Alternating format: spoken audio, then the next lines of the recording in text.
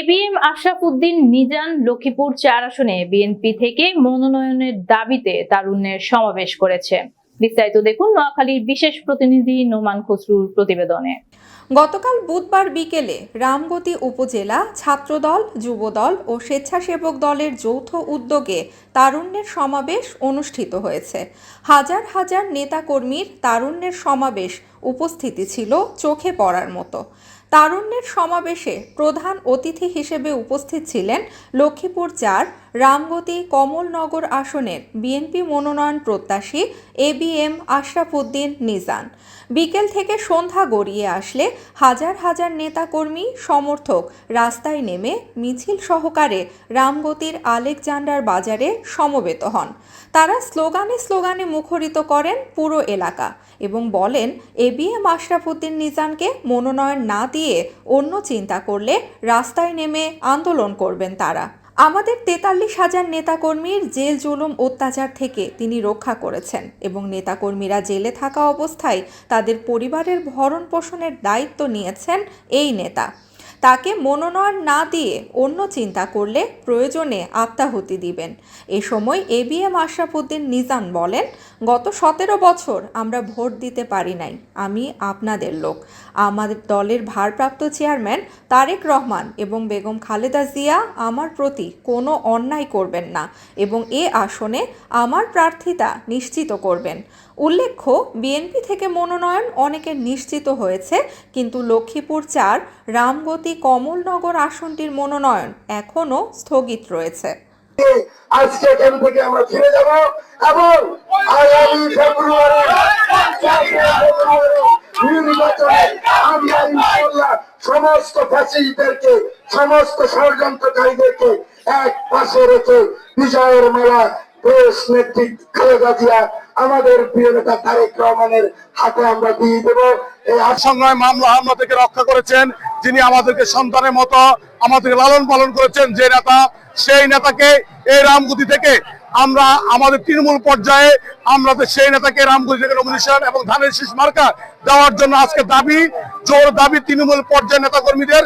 সেই দাবির লক্ষ্যে আজকে যুবদল, স্বেচ্ছাসেবক দল, ছাত্র দলের আজকে পদযাত্রা থেকে উপজেলা জাতীয়তাবাদী যুব দলের সম্মানিত সদস্য এবিএম আশরাফ উদ্দিন নিজান ২০০১ সাল থেকে আমাদের প্রাণের স্পন্দন। ২০০১ সাল থেকে এমপি হওয়ার পর রামগতি সকল অঙ্গ সংগঠনকে সুসংগঠিত করেছে, মামলা হামলা মুক্ত আমাদের পাশে ছিল।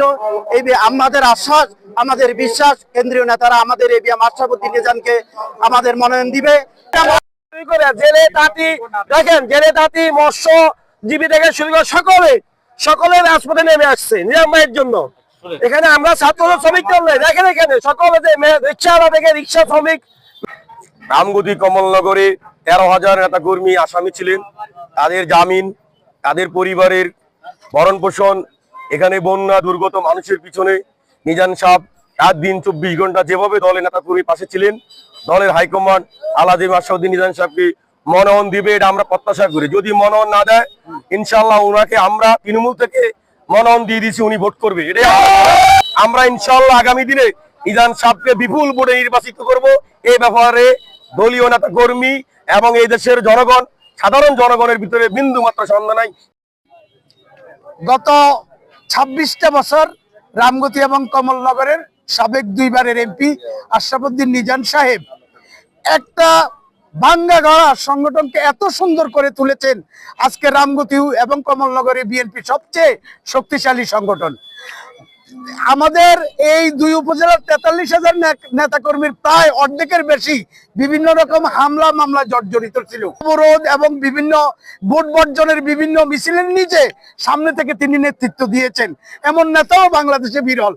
আপনি দেশ নেত্রী খালেদা জিয়ার মুক্তির আন্দোলনে রামগতির মাঠে প্রান্তরে উনি ছিল। আমাদের তার কোথাও জায়গা নেই। তিনি আমাদেরকে যেভাবে দেখেছেন, দলকে যেভাবে দেখেছেন, এই রামগতির মানুষকে যেভাবে দেখেছেন, আমরা মনোনয়ন বঞ্চিত হলে আমাদের সুসাইড করা ছাড়া কোনো রামগতির প্রত্যেকটা পথে সুসাইড স্কোয়াড নিয়ে আমরা নিজেরা মৃত্যুবরণ করব। এবং তোমার জগৎ এই নির্বাচনে মাঠ অবস্থান করছি, আমরা নির্বাচন করতেছি, নির্বাচন করবেই। আমরা জানি দলের চেয়ারপারসন সহ দলের ভারপ্রাপ্ত চেয়ারপারসন অবগত আছেন। এই আসনটি আশরাফুদ্দিন নিজামের একান্ত নিজের নিজস্ব আসন। এই আসনে কোনো অবস্থায় ওনার সাথে দল কেন্দ্রীয় কমিটি কোনো প্রকার অন্যায় করবেন না। যদি করে অবশ্যই আমরা নির্বাচন করব। আমরা এই রামগতির সর্বস্তরের জনগণ ওনাকে বিপুল বলে নির্বাচন করবো ইনশাআল্লাহ। ৪০,০০০ নেতা কর্মী আজকে আমরা ঐক্যবদ্ধ। তার সৌজন্যে আমরা আজকে যুবদল, ছাত্রদল, স্বেচ্ছাসেবক দলের আয়োজনে ২০,০০০ নেতা কর্মীর উদ্যোগে আমরা তারুণ্যের সমাবেশ করেছি। এই সমাবেশ থেকে একটা কথা বলতে চাই, আমরা যিনি আমাদের বিপদে আপদে ছিলেন, দুঃসময়ে দুর্দিনে ছিলেন, বন্যায় প্লাবনে ছিলেন, আমরা আমাদের প্রিয় নেতা এপিএম আশরাফুদ্দিন নিজামকে দল থেকে মনোনয়ন চাই।